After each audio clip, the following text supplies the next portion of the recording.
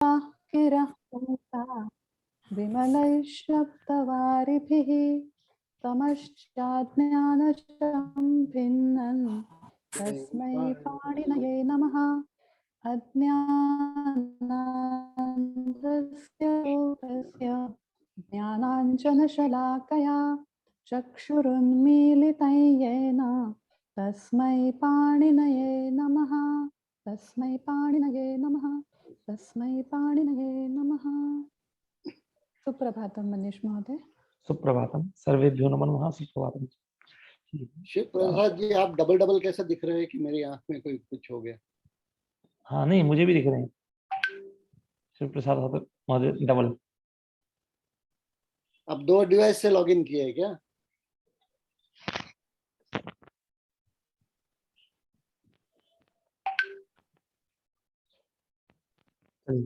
प्रारंभ करें महोदय। हाँ महोदय। अब अभ्यास 17। आज हम लोग जैसे पूर्व कक्षा में हम लोगों ने युष्मत शब्द का अध्ययन किया था और इस कक्षा में हम लोग किसका अध्ययन करेंगे? अस्मत् शब्द का। तो युष्मत अब हम लोग इतने आगे आ चुके हैं कि अब हमें अस्मत् शब्द के पूरे रूप हमें याद होने चाहिए। अब तक हमें इन्होंने केवल राम के तरह चलने वाले रूप, हरि की तरह, गुरु की तरह और फल की तरह और थोड़ा सर्व के अलग, सर्व के थोड़े अलग चलने, सर्वनाम मतलब सर्व के अलग चलने के लिए, और अब ये युष्मत और अस्मत् कह रहे हैं। युष्मत और अस्मत् देखा जाए हमारी कक्षा कम से कम देखा 2-3 महीने से चल रही है, तो मेरे हिसाब से 2-3 महीने में हमें इतना मतलब इतने ही रूप हमें अभी तक बार बार यूज करने के लिए दिए गए। ठीक है, इतने ही रूप में बार बार यूज करने के लिए दिए जा रहे हैं, तो आप लोगों को लगभग सारे रूप ये कम से कम सर्व तक तो सारे रूप याद हो गए होंगे। सर्व तक थोड़े उसके भी थे, अदश और इदम और अदस के भी, सॉरी इदम और अदस के रूप भी लगभग आपको याद होंगे। अगर नहीं हुए तो आप याद करिए, बिना याद करे गति नहीं हो पाएगी। ठीक है ना मदद? हम तो काम के चक्कर में फंस गए, कुछ याद नहीं कर पा रहे। मिस हो रही क्लास। ठीक है, पर लेकिन फिर भी याद करिए। याद करने से धीरे धीरे करके सारा सब कुछ स्पष्ट हो जाएगा। नियम तो क्या है, देखिए नियम तो समझने की बात होती है। कल मेरे पिताजी एक बात कह रहे थे कि जब बच्चे पढ़ना मतलब याद करना छोड़ देते हैं और जब समझने लग जाते हैं ना, तो फिर वो वापस याद करने वाले विषय पे नहीं पहुंचते। फिर उनको समझना अच्छा लगता है कि चीज समझ में आए, बस फिर वो याद नहीं करना। पर दोनों की दोनों एक दूसरे के वो हैं कि याद भी करना है और समझना भी है। तो समझ में तो आ जाएंगे, पूरक है। हाँ, समझ में तो आ जाएंगे, पर जब समझ में अच्छे से आएगा जब आपको याद हो, जब याद हो तब अच्छे से समझ। इसलिए आप सब करिए जरूर याद। ठीक है, अस्मत् और युष्मत् के रूप धीरे धीरे करिए। ये मान लीजिए 10 रूप हैं आपके। एक रूप का पाठ करने में करीब कम से कम 30 सेकंड लगते हैं। अगर देखा जाए 30 सेकंड, तो कम से कम 10 मिनट मान लीजिए कि 10 मिनट आप पाठ कर रहे हैं, और 10 मिनट पाठ करने पर प्रतिदिन 10 मिनट पाठ करेंगे तो आपको करीब करीब 20 दिनों में आपको सारे रूप याद हो जाएंगे। करीब 20 दिनों में आप देखिए करके, ना हो तो बताइएगा। युष्मत के रूप में थोड़ा सा ट्रिक बताइए ना, मुश्किल लग रहा है बहुत। दिक्कत नहीं है, आप देखिए हम लोग जैसे एक पंक्ति तो हमको याद ही है सभी को। त्वम, युवाम, यूयम, यूयम, ये याद है कि नहीं है हम सबको? जी हाँ। ठीक है। और देखिए एक मैं आपको दिखाता हूँ।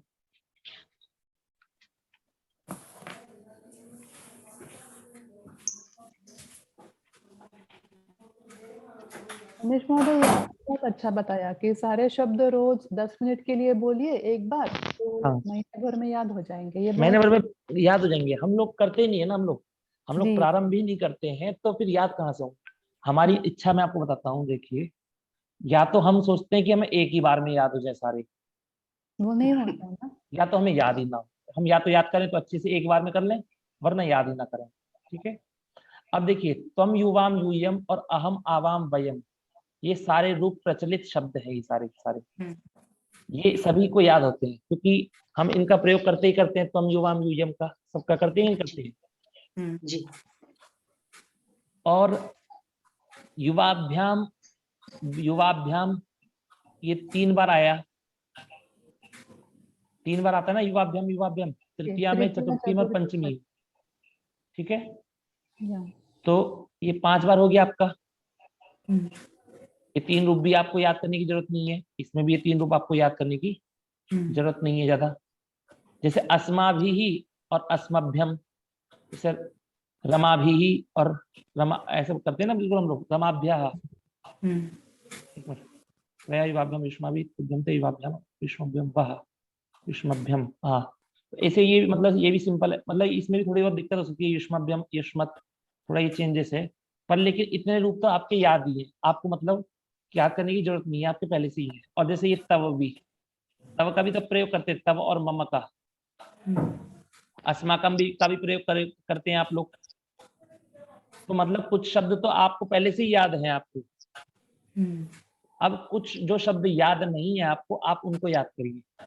जैसे पहले याद करिए एक वचन में, जैसे त्वम, त्वा, त्वया, तुभ्यम, त्वत्, तव और त्वयि, एक वचन के ऐसे मतलब थोड़ा थोड़ा दिमाग में ऐसे सेट करिए कि जैसे मतलब आप ट्रिक से याद कर रहे हैं कि आपको ट्रिक मालूम है। आपको ट्रिक क्या है? त्वम, त्वा, त्वया, तुभ्यम, त्वत्, तव, त्वयि, ठीक है। ऐसे आप कोशिश करिए तो आपको ये इससे याद हो जाएंगे।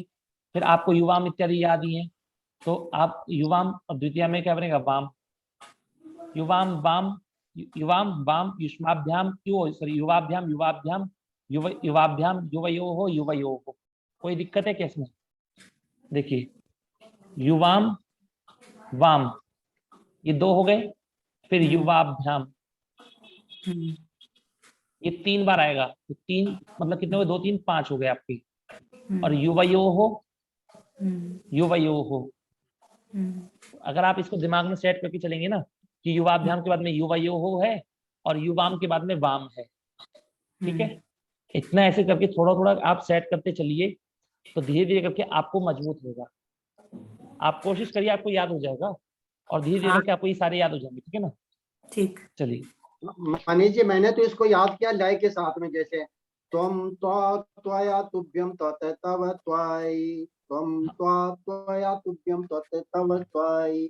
उसी तरह अस्मभ्यम का भी याद किया, अहम मम मया मह्यम मत मम मयि, अहम मम मया मह्यम मत मम मयि जी। और उसके बाद में जो द्विवचन और बहुवचन में जो है महोदय, उसका मतलब अस्मत का याद कर लो या उस्मत को याद कर लो, उसी के लय पर जाएगा सारे के सारे 2 मिनट। बिल्कुल सारे उसकी तरह ही बनते हैं। जैसे हाँ जी महोदय।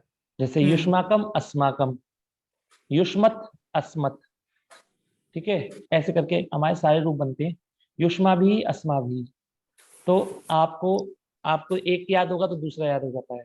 ऐसे करके आपको लगभग आपको ज्यादा जरूरत नहीं पड़ेगी। आप करिए, कोशिश करिए, फिर बताइए मेरे को नहीं होगा तो, ठीक है। मनीष जी, ये मराठी में हम कभी कभी ऐसा यूज करते हैं कि अस्मादिक ने बनाया है, अस्मादिक बोले तो हमने खुद ने बनाया, ऐसा यूज करते हैं, तो ये शब्द सही है क्या?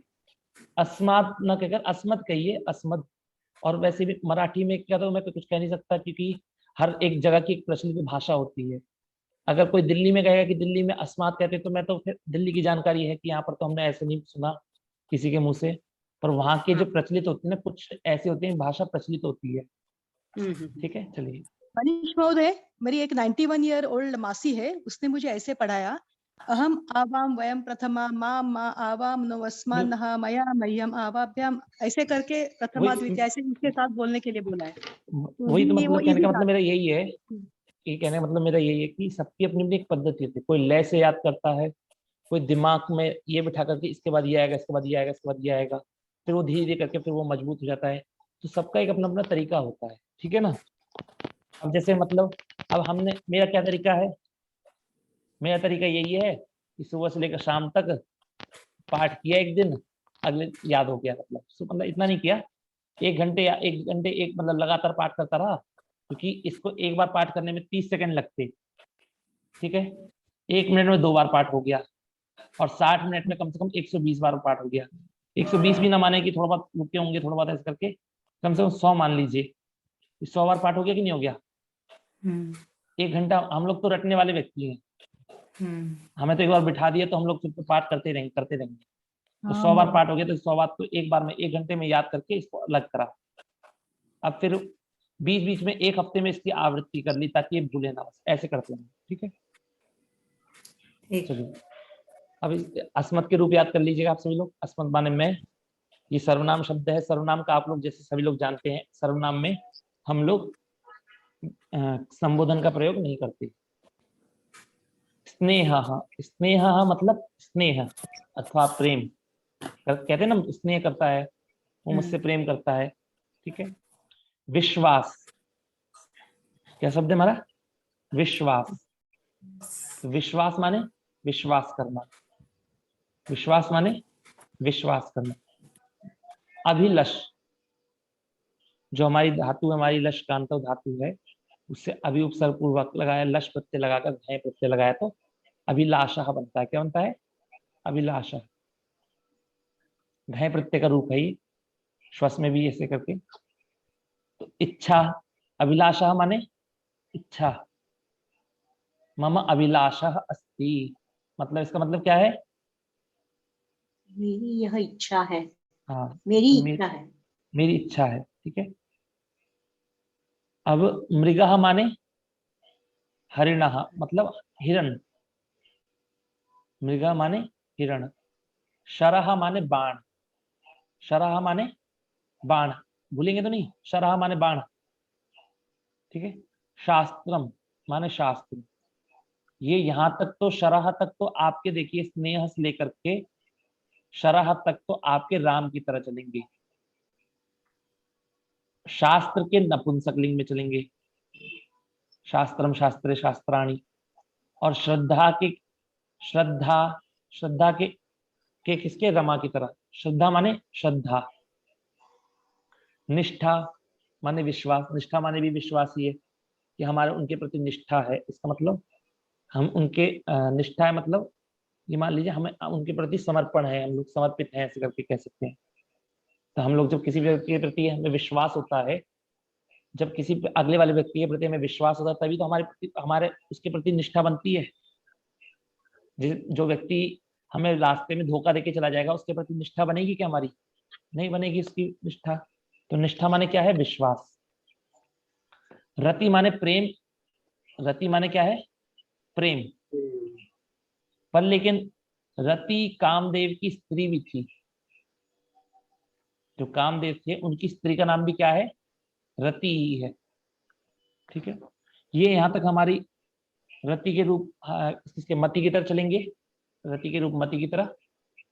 अभी रति केवल रति ही दिखाया इन्होंने, मति के रूप इन्होंने दिए नहीं है। तो श्रद्धा, निष्ठा, इन दोनों के किसी तरह चलेंगे?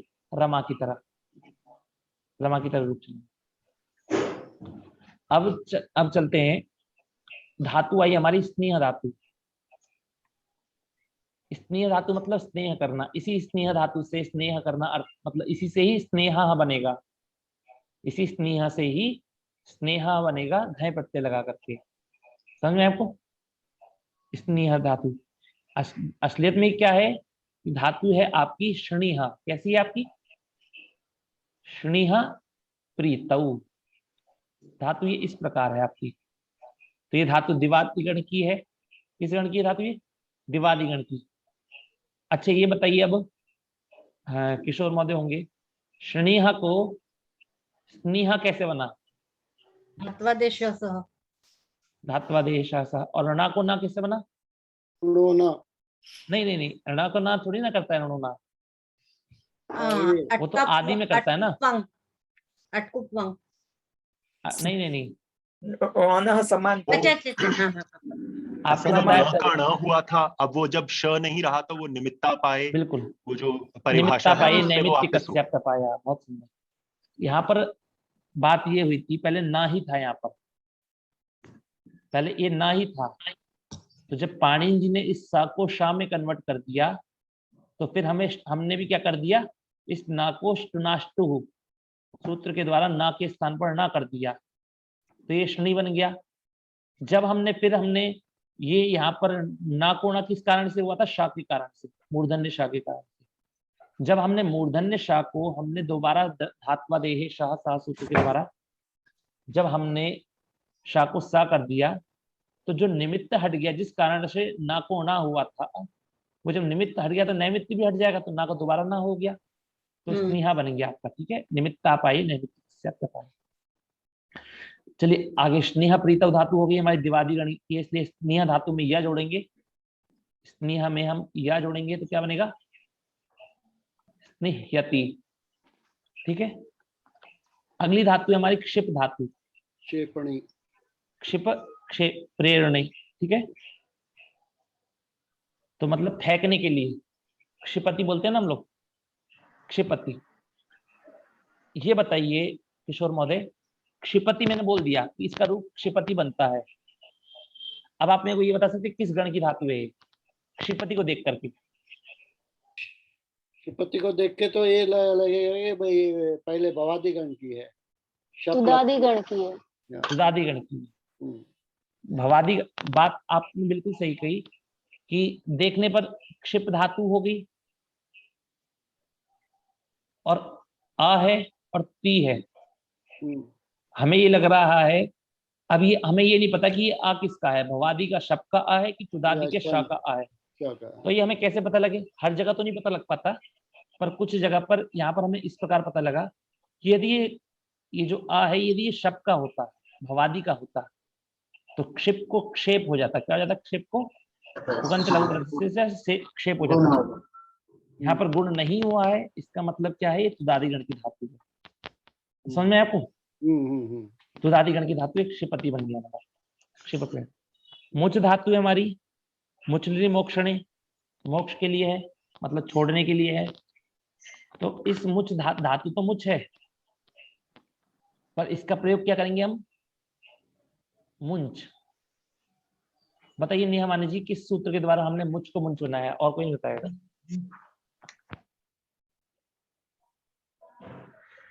शे मुचादी नाम, शे मुचादी नाम। ठीक है, तो मुंच बनाया हमने, नुम का आगम कर देंगे, शे मुचादी नाम ने जैसे पढ़ा है। अब शे मुचादी नाम सूत्र लगा रहे हैं, इसका मतलब ये तुदादी गण की धातु है। क्लियर हो गया ये? तो रूप क्या बनेगा? मुंचती। अस धातु है, अस धातु तो वैसे तीन है, आप लोगों ने सुना भी होगा, असभुवि, असगतिदीप, दानेशु। ठीक है, और एक असुक्षेपणे भी है। क्षेपणे माने फेंकने के लिए, एक अस धातु फेंकने के लिए भी है। तो इसका रूप ये किस गण की धातु है? असुक्षेपणे, ये दिवादी गण की धातु है। तो इसका रूप बनता है अस्यति। दिवादी गण में हमने अस धातु में यह लगा दिया तो अस्यति रूप बना। विश्वस, यहां पर देखिए वि उपसर्ग पूर्वक श्वस प्राणने धातु है। कौन सी है? वि उपसर्ग पूर्वक श्वस प्राणने, प्राणने अर्थात श्वस माने श्वास लेना, श्वास माने श्वास लेना। तो विश्वास क्यों बना? इसका मतलब विश्वास क्यों बना? दरअसल एक गुरुजी बताए थे कि जब विशेष प्रकार से श्वास हम कब लेते हैं, जब हम, कहने का मतलब यहाँ पर यह है निश्चिंत होकर श्वास लेना। जब हमें अगले वाले व्यक्ति के ऊपर विश्वास है कि अगला वाले व्यक्ति के साथ हम लोग निश्चिंत रह सकते हैं, तो हम लोग विशेष प्रकार से श्वास लेते हैं कि नहीं लेते हैं? हम लोग लेते हैं कि अरे हम निश्चिंत हैं, हमें यहाँ पर कुछ भी दिक्कत नहीं आएगी, हमें यहाँ पर कोई भी प्रॉब्लम नहीं है, अगले वाले व्यक्ति के ऊपर विश्वास है, तो हम विशेष प्रकार से श्वास लेते हैं। इसलिए वो बना शब्द विश्वास में कन्वर्ट हो गया कि जहां हम लोग जब हम लोग विशेष प्रकार से श्वास लेते हैं, फिर वो शब्द ऐसे कन्वर्ट होकर के फिर वो विश्वास शब्द में परिवर्तित हो गया। समझ में आपको? विश्वास, विश्वास माने श्वास प्राणने धातु से। द्रि धातु है, द्रि, द्रिंग कौन सी है? द्रिंग आदरे, आदर करने के लिए रखते हैं। इसमें हम आंग उपसर्ग लगाएंगे तो क्या बन जाएगा? आद्री। द्रि थी पहले, द्रि में आ लगाया, आंग उपसर्ग लगाया तो बन गया आद्री।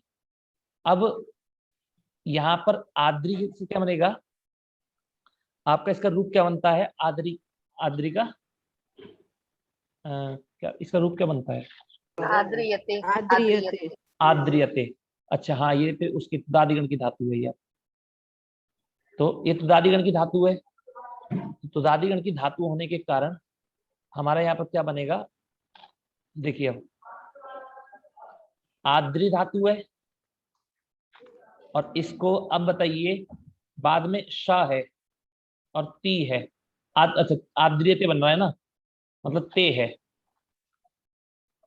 मुझे क्योंकि आगे मैं इसलिए बता रहा हूँ, एक थोड़ा पूछ रहा हूँ आज, क्योंकि आगे का ज्यादा विषय लंबा नहीं है, वो तो बस एक कुछ कुछ शब्दों के साथ में सप्तमी होगी, वो बस करके आप लोग छुट्टी हो जाएगी। थोड़ा विष धातुओं पे ध्यान दीजिए कि ये बताइए अब री को हमें बनाना है, आद्रियते बनाना है हमें, आद्रियते। इसमें किस सूत्र की प्रवृत्ति होगी? रियंग किसकी? रिंग रोतिक धातु, रोतिक धातु। नहीं रियंग रियंग रियंग रियंग सुनी, रिंग शयक लिंगशु। हाँ रिंग शयक लिंगशु, बहुत अच्छा बोला। रिंग शयक लिंगशु सूत्र आपको याद होगा, आप सभी को हमने पढ़ा भी था कि रिकारांत धातु हो और उसके बाद में श विकरण हो। कौन सा विकरण हो? श। तो ये रिकारांत धातु है और श विकरण है कि नहीं है? तो रिकारांत धातु और उसके बाद में श विकरण हो तो री के स्थान पर रिंग आदेश करते हैं। क्या करते हैं? रिंग आदेश। रिंग आदेश करने पर क्या हो गया? आद्री बन गया हमारा, आद्री। क्या बन गया हमारा महोदय? आद्री बन गया। रिंग आदेश कर दिया जब हमने री के स्थान पर रिंग आदेश करने के पश्चात। अब आद्री बनते ही जैसे ये अभी इकारांत हो गया, आप लोग कैमरा खोलिए सभी लोग, मुझे दिख नहीं रहा कोई भी। आद्री आप इकारांत हो गया, और इकारांत बनने के बाद में अब क्या करेंगे हम? आप सभी को सूत्र मालूम है, अचिष्ट धातु भ्रुवा सूत्र से हम ई की जगह पे इयंग आदेश करेंगे तो क्या बन जाएगा? आद्रियते आपका रूप बन जाएगा। चलिए अब इतना हो गया कृतः। कृ धातु है, इससे हम लोग ता प्रत्यय कर रहे हैं। कृ धातु से हम लोग कौन सा प्रत्यय कर रहे हैं?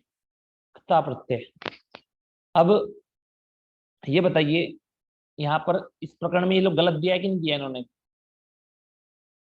गलत दिया है, धातु का प्रकरण चल रहा है, तो इसलिए यहाँ पर ये रूप इसको इन्होंने यहाँ रखना चाहिए था। हो सकता है मिस प्रिंट होकर के यहाँ आ गया हो, ठीक है, या फिर उन्होंने किसी और कारण से रखा। कृतः माने किया, इसका आपको कृतः प्रयोग ही करना है केवल। कृतः माने किया। सती माने होने पर, मतलब बोलते हैं ना लोग, ऐसा होने पर ऐसा होगा, ऐसा होने पर ऐसा करूंगा मैं, ठीक है, ऐसा होगा तो ऐसा करूंगा। तो सती मतलब होने पर। अब इसके बाद शब्द आ रहे हैं हमारे आसक्तः। यहाँ पर हमारी धातु है आंग उपसर्ग पूर्वक संज धातु है, संज संगे, उससे आसक्ता रूप बन जाएगा। निष्ठा में हमने ता प्रत्यय करके रूप बनाया है। ऐसी अगला शब्द बनेगा युक्तः। आसक्तः माने क्या है? अनुरक्त अथवा लगा हुआ। आसक्तः माने क्या है? लगा हुआ, मतलब अटैच। यही है ना आसक्तः का मतलब। संज संगे धातु को देख लेते हैं।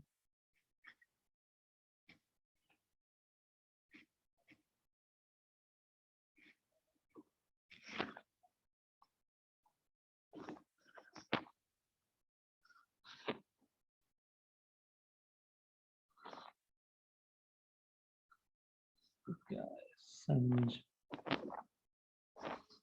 हाँ, तो संज संगे धातु है, इसका मतलब आलिंगन करना है, लगा हुआ, गले लगना अथवा सटे रहना, चिपके रहना। और जो आंग उपसर्ग लगा रही है तो इसका मतलब होगा लगा हुआ, मतलब ऐसे अटैच, ठीक है। आगे क्या है अगला हमारा? युज धातु है। युज धातु का भी अर्थ युज योगे, लगा हुआ, इसका मतलब भी अर्थ क्या है? लगा हुआ, युक्तः बनता है इसका। यहाँ पर लगे संगे धातु है, इससे भी ता प्रत्यय करके एक सूत्र है कुछ, उनके द्वारा किसी से ता को ना हो जाता है तो लगना बनता है। इसी बात रंज धातु है, उससे अनुपसर्ग लगा करके क्या बनेगा हमारा? अनुरक्ता है। चलिए संदीप महोदय ये बताइए मुझे, जैसे यहाँ पर ऊपर संज धातु थी, संज, यहाँ पर रंज धातु है, ठीक है, पर यहाँ पर इनमें यहाँ का लोप किसने कर दिया? संज को सज क्यों हो गया और किसने किया? भूल रहा हूँ मैं। उपदेशे च संजा स्वंजाम सपि। नहीं नहीं नहीं, मतलब ये इदित नहीं है तो इसलिए अनिदिताम हलोपधाय किंचित, सही बोला आपने। तो अनिदिताम हलोपधाय किंचित सूत्र के द्वारा हम यहाँ पर क्या कर देंगे, यहाँ का लोप कर देंगे। क्यों कर रहे हैं हम लोग? क्योंकि बाद में जो हम का प्रत्यय लगा रहे हैं ये कित है, और जब भी कित प्रत्यय हम लोग कित अथवा ङित प्रत्यय लगाते हैं तो अनिदिताम हलोपधाय किंचित सूत्र के द्वारा हम लोग अनिदित धातुओं के यहाँ का लोप कर देते हैं। अनिदित के ऊपर चर्चा चली थी हमारी एक बार। ऐसे अब अगले शब्द आए प्रवीण, कुशल, निपुण। इन तीनों का शब्द का अर्थ क्या है? चतुर। तीनों का अर्थ क्या है? प्रवीण बोलिए इसका मतलब भी चतुर है, कुशल बोलिए इसका मतलब भी निपुण है, मतलब कुशल मतलब वही चतुर निपुण, और निपुण माने भी क्या है?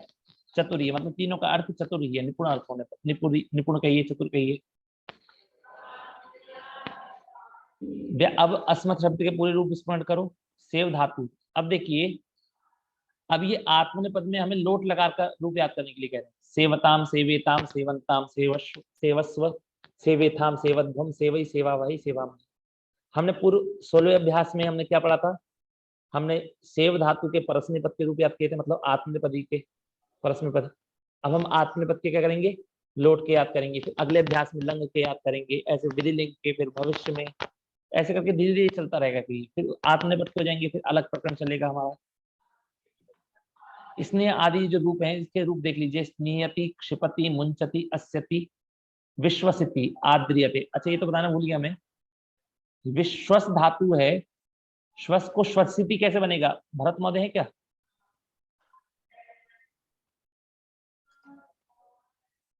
नमो नमः महोदय। नमो मैं आ नमः। गया। हाँ, अभी जुड़ा। हाँ बताइए, श्वस को स्वसिति कैसे बनेगा? विश्वस को विश्वसिति।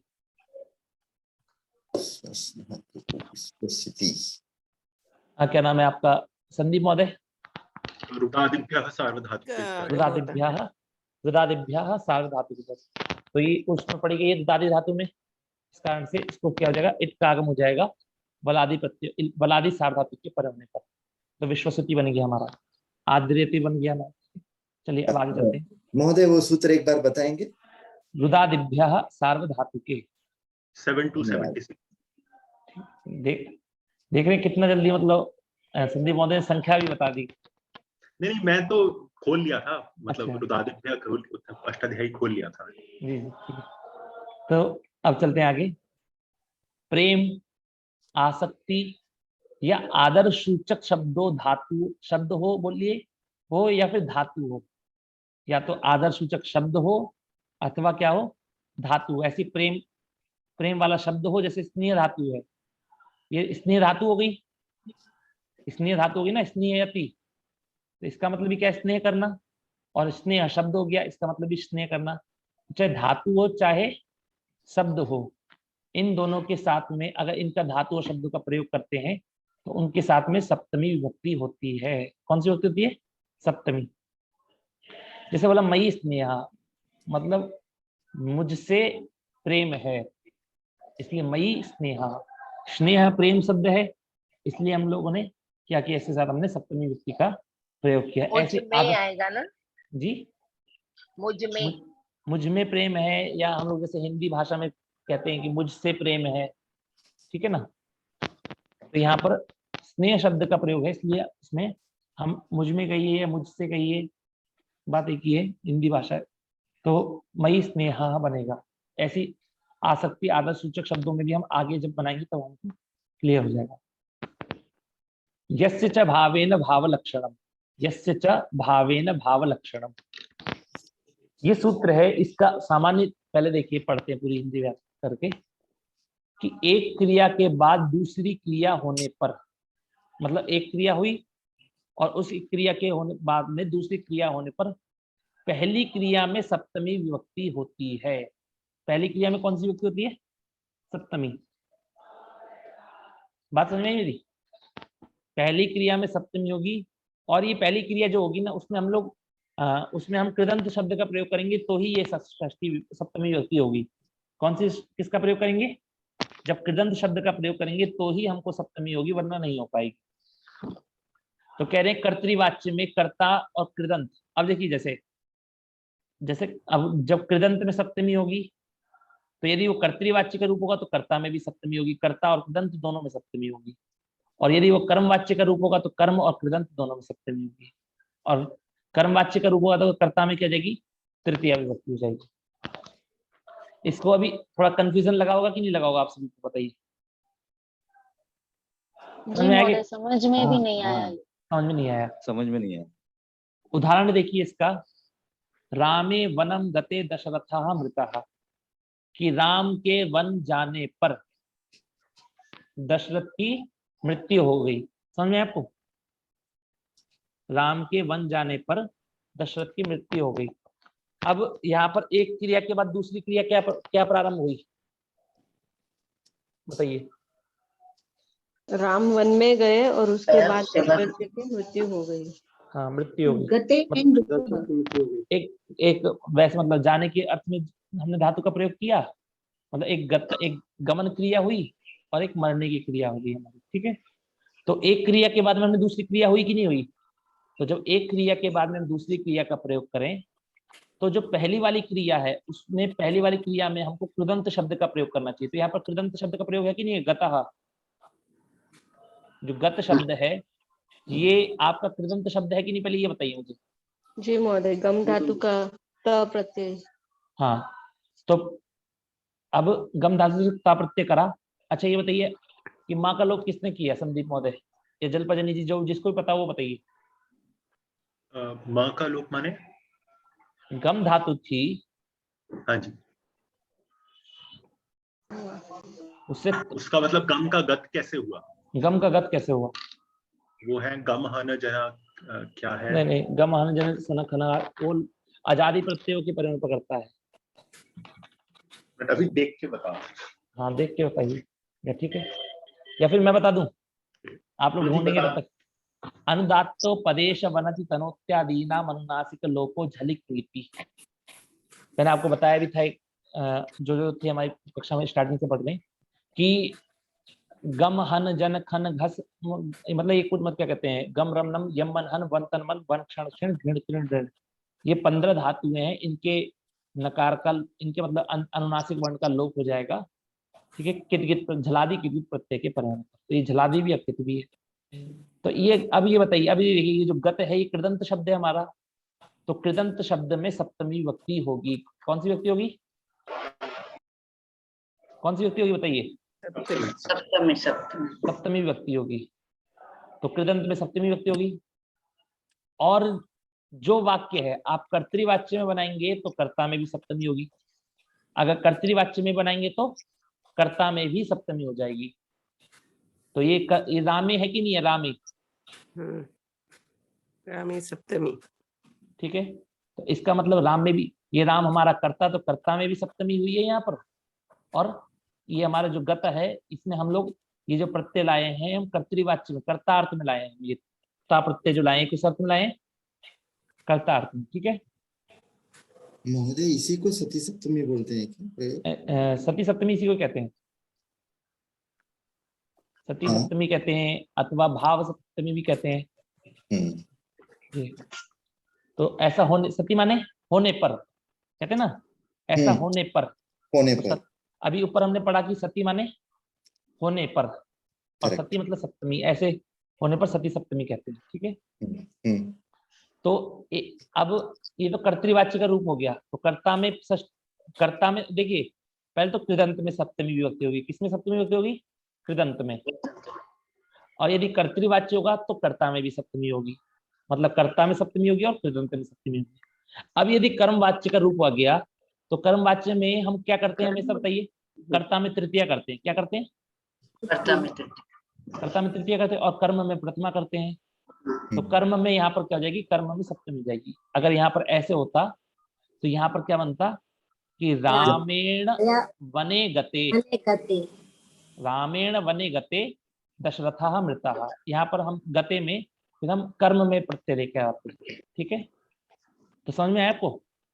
रामेण वने गते कि राम में फिर तृतीया, कर्ता में तृतीया विभक्ति हो जाती और कर्म में सप्तमी होती। देखिए, और और आपको ये भी बताइए कि हम लोग कर्तृवाच्य कर्मवाच्य क्यों बनाते हैं हम लोग? क्योंकि जो हम प्रत्यय बना रहे हैं, हमारी जो क्रिया धातु में जो हम प्रत्यय लगा रहे हैं, वो जब हम कर्ता अर्थ में लगाते हैं तो कर्तृवाच्य के रूप बनते हैं। है किशोर महोदय, ये है कि नहीं है? जब हम अपनी धातु में कर्ता अर्थ में प्रत्यय लगाते हैं तो कर्तृवाच्य के रूप बनते हैं, और जब हम अपनी धातु में कर्म अर्थ में प्रत्यय लगाते हैं तो कर्मवाच्य के रूप बनते हैं। तो यहाँ पर जब गतः में कर्ता अर्थ में प्रत्यय लगेगा तो क्या रूप बनेगा? तब कर्तृवाच्य का रूप होगा, और जब कर्म अर्थ में लगेगा तो कर्मवाच्य का रूप होगा। चलिए, ये हो गया, समझ में आया आपको? ऐसे करके धीरे धीरे जब आप प्रयोग करेंगे तो आपको धीरे धीरे करके आने लगेगा। इसको पढ़िएगा। अब है आयुक्त कुशलाभ्याम चासेव आयाम और साधु निपुणाभ्याम वर्चम्याम सप्तम्य प्रत्यय। तो आयुक्त कुशल क्या है? ये संलग्न होने पर। संलग्न मतलब अच्छे से लगा हुआ है, इस कार्य में अच्छे से लगा हुआ है। तो संलग्न होने पर अर्थ वाले शब्दों, संलग्न अर्थ वाले शब्दों जैसे व्यापृतः, लग्नः, आसक्तः, युक्तः। अभी तो हमें क्या कहते हैं? व्यापृतः इन्होंने दे दिया, व्यापृतः दे दिया, व्यग्रः, तत्परः दे दिया, पर हमें तो केवल लग्न, आसक्त और युक्त का ही प्रयोग करना है अभी। ठीक है, इन्होंने बता दिया लग्न संलग्न के लिए ये शब्द होते हैं, पर लेकिन अभी हमें केवल लग्न, आसक्त और युक्त का प्रयोग करना है। ठीक है, अब ये बताएंगे, जब बताएंगे तो तब करेंगे, नहीं तो ढूंढ सकते हैं। और चतुर अर्थ वाले, कुशल माने और चतुर अर्थ वाले शब्दों के साथ में भी क्या होगी? सप्तमी विभक्ति होगी। जैसे कुशलः, निपुणः, साधु। साधु माने भी चतुर होता है, पटु माने भी चतुर होता है, प्रवीण माने भी चतुर होता है। दक्ष कहते हैं, दक्ष मतलब यहाँ पर चतुर का मतलब ये नहीं कहते जो मतलब चतुराई का मतलब वो जो हम लोग सोचते हैं ना कि चतुर मतलब कि जो बेवकूफ बना देता है, बेवकूफ बनाता है, वो नहीं है।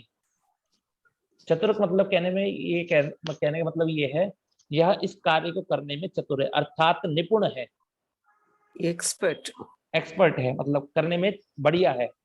वो नहीं होता कि चतुर अरे मतलब ये इसको ये चतुर है, इसको ये काम दोगे तो ये काम हो तो जाएगा पर दूसरों को बेवकूफ बना देगा, वो नहीं होता। चतुर मतलब एक्सपर्ट है ये इस काम को करने में, मतलब कुशल है, निपुण है, साधु है, पटु है, प्रवीण है, ये सब। तभी तो लोग अपने अपने बेटों का नाम रखते हैं। कोई निपुण रखता है अपने बेटे का नाम, कोई प्रवीण रखता है, कोई दक्ष रखता है अपने बेटे का नाम। तो ऐसे जो दूसरों को बेवकूफ बनाए उसका नाम, उसको वो थोड़ी नाम रखेंगे कोई अपने बच्चे का। तो यहाँ पर असली अर्थ यही है इसका कि निपुण होना, एक्सपर्ट है। ठीक है, कि साथ में सप्तमी होती है। जैसे कार्य लग्न है, यहाँ पर संलग्न होने का, लग्न मतलब कार्य में लगा हुआ है, कार्य लग्न, कार्य में लगा हुआ है, अच्छी मेहनत से, ठीक है, पढ़ने में लगा हुआ है, कार्य में लगा। तत्पर भी कह सकते हैं, कार्य में तत्पर है, ठीक है, कार्य करने में युक्त है, ऐसे करते। शास्त्रे कुशल, अब शास्त्र में कुशल है, शास्त्र में कुशल है, निपुण है, दक्ष है, ये सब हमारे सप्तमी होगी। जिसमें कुशल है, जिसमें लगा हुआ है, उनमें सप्तमी होगी। समझ आया आपको सभी को? ठीक है। क्षिप, मुच, अस इन धातुओं के साथ में तथा विश्वास और श्रद्धा अर्थ वाली धातुओं और शब्दों के साथ में सप्तमी होती है। जैसे मृगे बाणम क्षिपति, मतलब हिरण कैसे कहें कि हिरण की ओर या हिरण की तरफ बाण फेंकता है। ठीक है, तो मृगे बाणम क्षिपति, क्षिप होने के कारण, यहाँ पर फेंकने की क्रिया होने के कारण यहाँ पर मृग में सप्तमी विभक्ति होकर के क्या फेंकता है वो नहीं मायने रखता, कहाँ फेंकता है, ग्राउंड में, किसी व्यक्ति के ऊपर, किसी को। ठीक है, और विश्वास और श्रद्धा अर्थ वाली धातुओं के साथ में कौन सी विभक्ति होती है? सप्तमी विभक्ति होती है। सप्तमी होती है कि नहीं होती है? अब यहाँ पर आया न विश्वसे, खेद विश्वस्ते, न विश्वसेत विश्वस्ते, अविश्वस्ते, किसके वजह से? ठीक है, अब ये देखिए यहाँ पर क्या है महोदय, न विश्वसेद द विश्वस्ते, असलियत में क्या है? न अविश्वस्ते, बोलिए, अविश्वस्ते, अविश्वस्ते, न विश्वसेत,